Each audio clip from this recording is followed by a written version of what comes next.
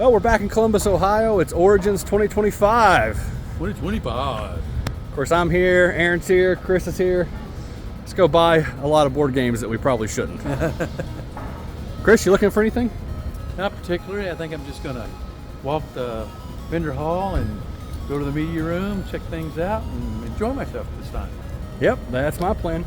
I don't have anything I actually absolutely have to have other than I'd like to get some of the Final Fantasy Commander decks. They're become really hard to find, but we'll see how that goes.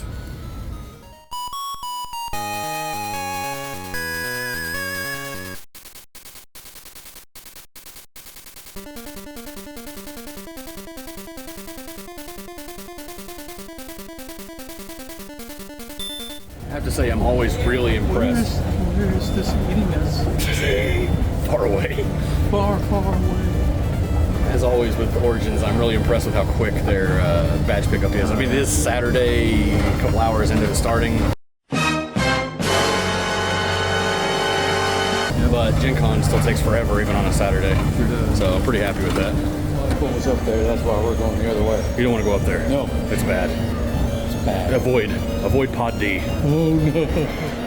All right, everybody. We are at Origins 2025.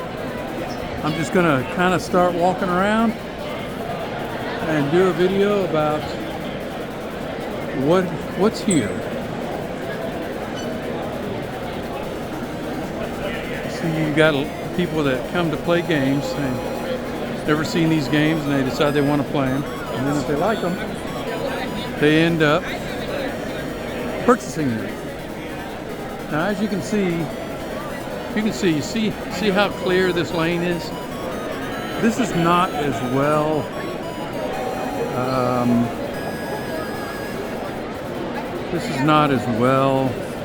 attended as Gen Con. Okay, then sometimes you'll have a wall of different kinds of games, see, that you can purchase.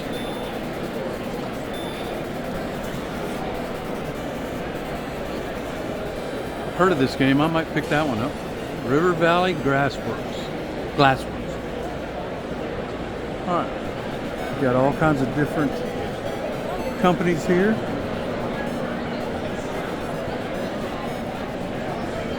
Vendors have all their wares here, all their games.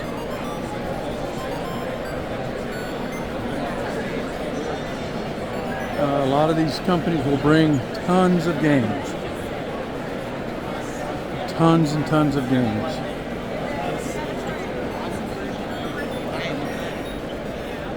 All right, we're going to head this way. Take a look. See what we can see.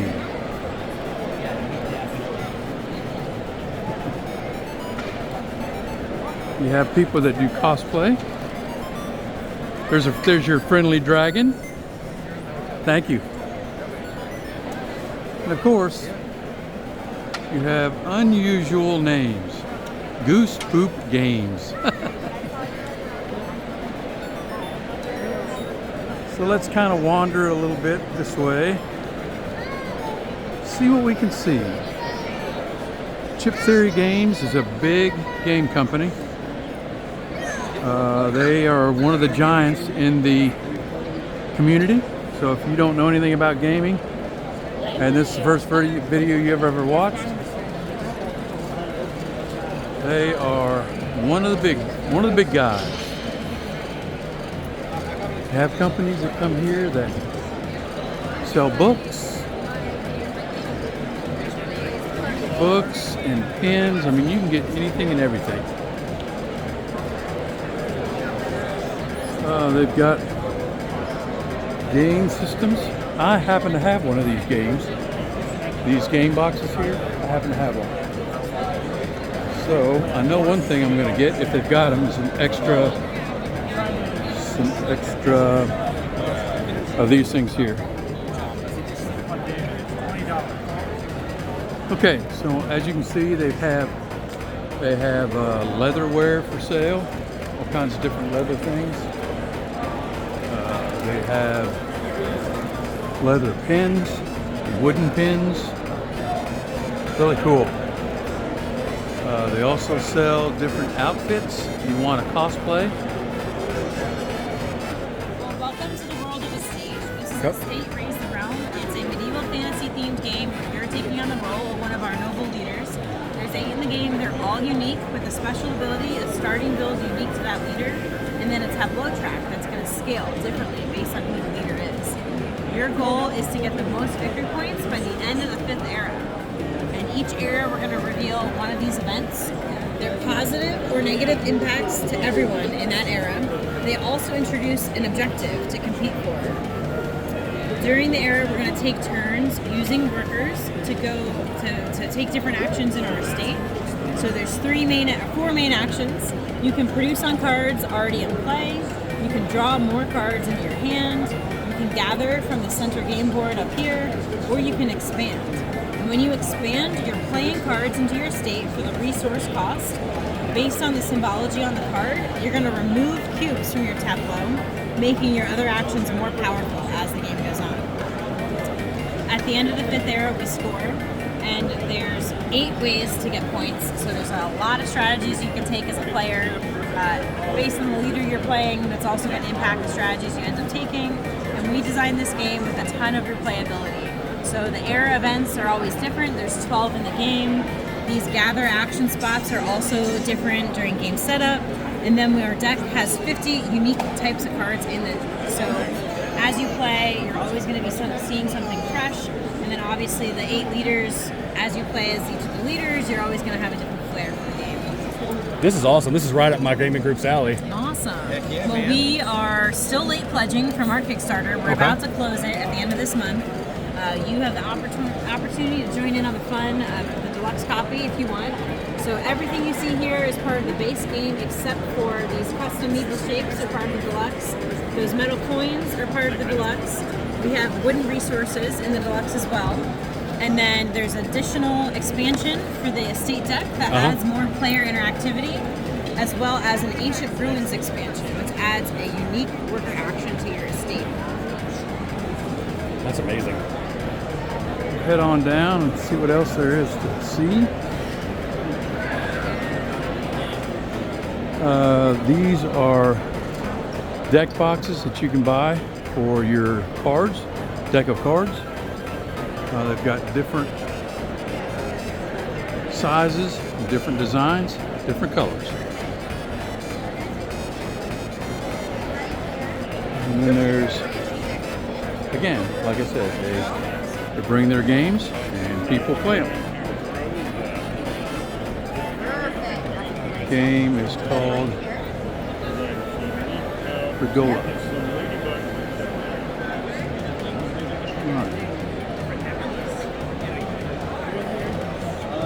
Well, they got the new Mandalorian, which I will definitely pick up because I have the first one, that one right there, and that's the new one, which is the one I want to pick up. So again, they've got arts and crafts. And they also have gaming competitions. So this is where that happens. See how many tables they have? It really is a really cool way to play games and competition.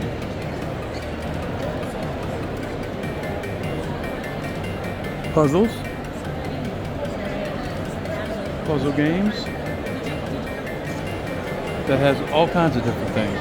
They have leather goods, they have pins, they have necklaces, they have clothing, they have fake swords, wooden swords. Really cool.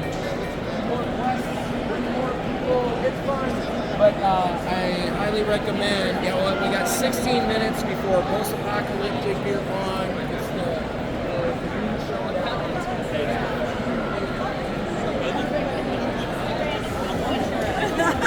They have bags, you see there, bags and jackets where people can carry their swords and stuff. So much trouble. These people are strangers. I don't know who they are. They just come. This guy especially, I don't understand. Excuse me, sir. Do you know me? You gotta stop getting in people's way. Oh, am I getting in people's way? Okay. That was Mike, as you know. Oh, check this out. This is really cool. There's a lot of, look at that. Look at the cool armor and stuff that they have. That is really cool. It's all made out of plastic or wood. Really nice.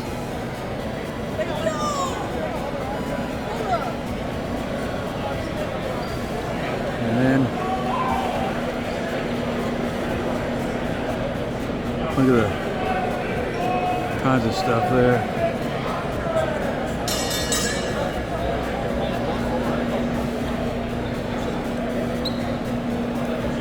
Just gonna kind of come through here and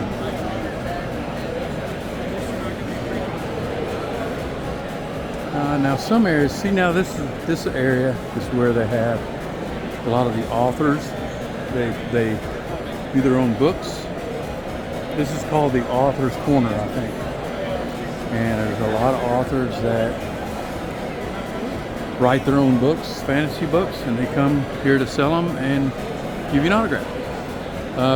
Supposedly, Radagast from the Hobbit movies is supposed to be here. I'm going to try and get a autograph from him one day, sometime while I'm here. I don't know if I'll be able to or not, but we'll see.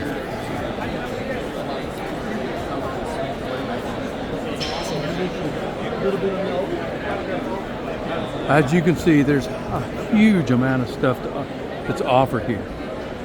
Huge amount. So that is a little bit about Gen Con and about what is offered at this gaming convention. She says, if you buy two, there's two different Witchers. Yeah. You buy both the Witchers, get this nifty little Geralt in the bathtub, and it was about that big, but that big, and I'm like, no, that's not worth spending $100 just to get old plastic Geralt in a bathtub. Gerald of Rivertown, as our buddy likes to say. Geralt in Rivertown. Gerald of Rivertown. Yeah. Are you having a good time so far? Yes. How about you? Oh yeah. Anything cool? Yeah. Got a couple things. I want to buy here. When we go back, but yeah, so far. Taking a break for lunch, going to the North Market like we always do. Yeah. If you have never been up here, you got to go to North Market. It has about every food in the world. A bunch of food stalls. And it's got like 15 to 20, maybe even more food stalls of different ethnicities. It's really cool. You know, so if they don't have something here that you can eat, then You're just out of luck everywhere. yeah, you're out of luck. It's good for a group with varied tastes. Exactly.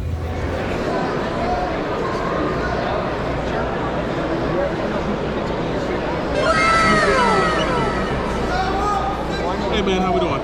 Good, how you doing, man? Can't complain. It's another day above ground, right? Yeah. I was not expecting to see games here. I'm glad you did. Makes me very happy. There's a stack of Game Boy Player CDs. No, I just took a trade-in today, and they didn't have cases. Sorry. Oh, I was about to say, holy crap! Was it just a stack of those? No. Still that. Got to put up the old game collecting app. See what I have. I always appreciate people that did what I wasn't smart enough to do. My entire basement is just nerddom. So if I don't keep a list of what I have, I started buying duplicates. Excuse me, strange lady, I need you to back away. It was at this moment that he knew. He fucked up. Ooh.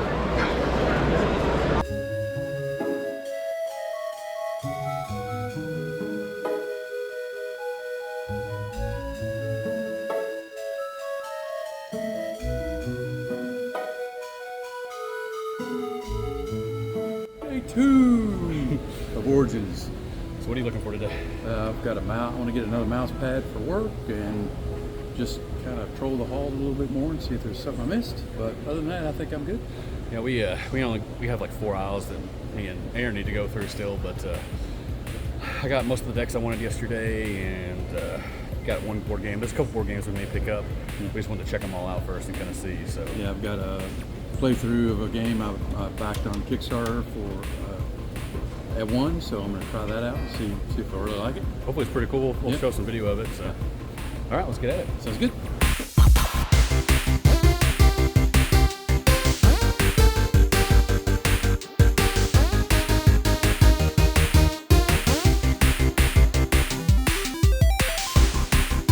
Well, we're back. We are looking at a game called Sovereign Fall of Wormwood. And this is the creator of the game, Damon. And he's going to explain, he's going to tell you his name, explain a little bit about what the game is about and kind of how he came up with the idea. So, Damon, can you give us a little bit of information? So Sovereign is we call it a tactical card game. It looks and plays a little bit like a mashup of all the best CCG mechanics you've ever seen, but it's not a collectible card game. It all comes in one big box. It's not intended really for customizing if you don't want to. It's intended to just break it out, grab a deck, and play the game. It's a far future sci-fi game where you are one of 10 factions on a distant planet. We call it Sintian. These factions differ like ideologically, biologically, technologically. They differ dramatically depending on when their people came out of the wreck of the Ark ship that brought them to this planet. Yeah, I was going to ask you that. So basically, an Ark ship with all these factions were in it, and as it crashed onto this planet, they were spread out, and now they're sort of formed their own faction and they're fighting for resources. Yeah, it's been about 1,000 years. So the thing that everybody wants is echoes, and they look a little different in every faction. But an echo looks a bit like this. There's 20 of these in every deck. You can build them yourself or steal them from other players. These are shards of the Absinthos, pieces of the ship that brought us here. They're the most valuable thing by far on the planet. And now that civilization is sort of rebuilt a little bit, every faction is trying to hoard them for themselves.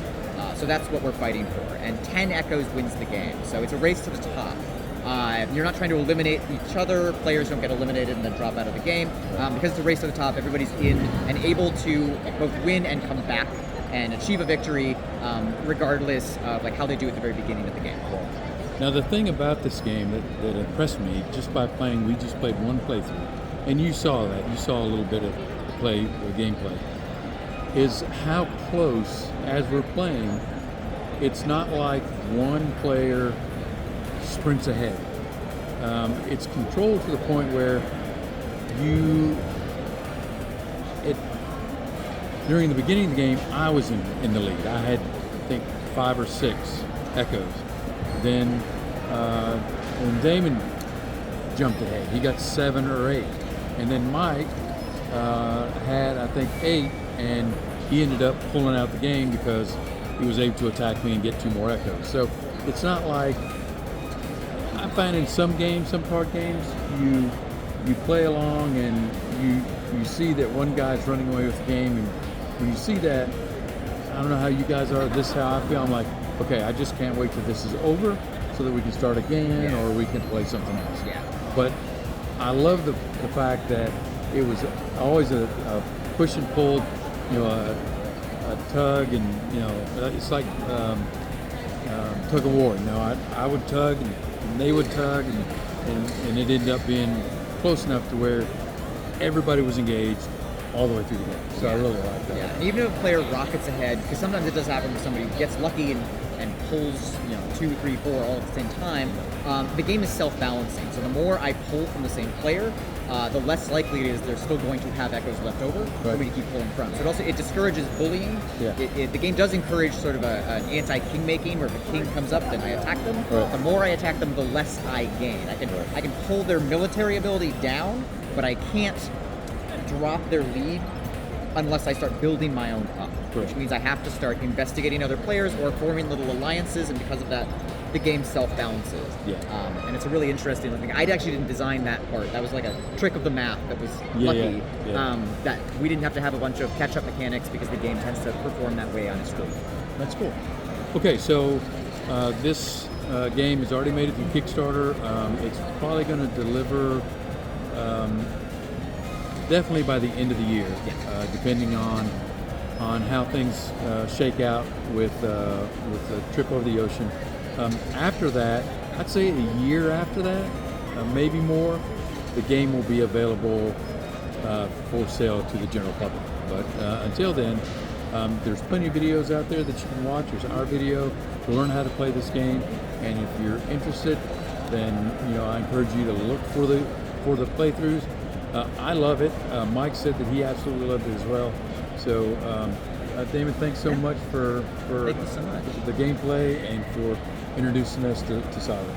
And anybody else who wants to try the game out can also, there's a free print and play, and there's also a full demo on Tabletop Simulator. So if you're interested in trying it out, then it's available for free forever. There you go. So you can just go to Tabletop Simulator so you're able to physically get the game and play that way. All right, again, that was Sovereign Fall of Wormwood. So thanks again. Another successful Origins game fair. Mike, did you get some things you wanted to?